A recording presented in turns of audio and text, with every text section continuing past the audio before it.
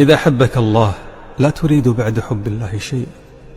أحبك الذي خلق الجمال في الأكوان جميعا، أحبك الذي أوجد العجب وأوجد ما لا يخطر على قلب ولا تدركه القلوب والعقول. أحبك الذي أوجد كل شيء.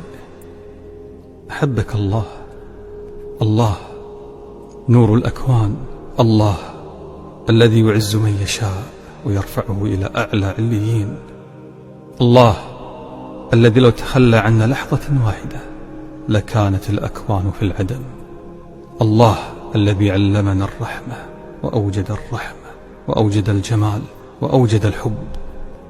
تقدست أسماؤه وجل جلاله، لا نحصي ثناء عليك، سبحانك أنت كما أثنيت على نفسك.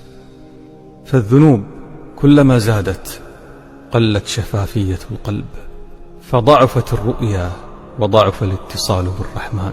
وكلما زاد الصفاء صار القلب أنور وضاء كالصفاء، كان الاتصال أقوى وأعلى وإلى محبة الرحمن وقربه. قال جل من قائل: في مقعد صدق عند مليك مقتدر. وقال سبحانه: أولئك المقربون